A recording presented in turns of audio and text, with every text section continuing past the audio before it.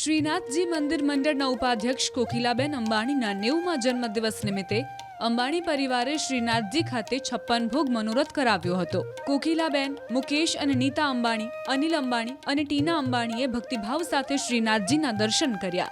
કોકિલાબેનના જન્મદિવસ નિમિત્તે ખાસ પૂજા અર્ચના કરવામાં આવી. આ પ્રસંગે શ્રી વિશાલ બાવાએ ભગવાનને લાડ લડાવ્યા અને આરતી કરી. આ પ્રસંગે શ્રીજી પ્રભુને વિશેષ શણગાર કરવામાં આવ્યો હતો. અંબાણી પરિવાર દ્વારા શ્રીજીને સોનાના ઘરેણાં અર્પણ કરવામાં આવ્યા હતા. અંબાણી પરિવાર સાથે પ્રખ્યાત વાર્તાકાર રમેશભાઈ ઓઝાએ પ્રાર્થનામાં ભાગ લીધો હતો. દર્શન બાદ વિશાલ બાવાએ મનોરથી અંબાણી પરિવારના તમામ સભ્યોને પ્રસાદ આપી આશીર્વાદ આપ્યા.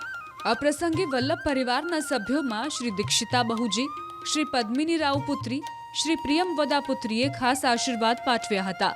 મોતી મહેલ ચોકમાં 51 વેદ વાંચી બ્રાહ્મણો દ્વારા સ્વસ્તિના પાઠ અને મંત્રોચ્ચાર કરી સમગ્ર વાતાવરણને અલૌકિક ભક્તિમય બનાવ્યું હતું.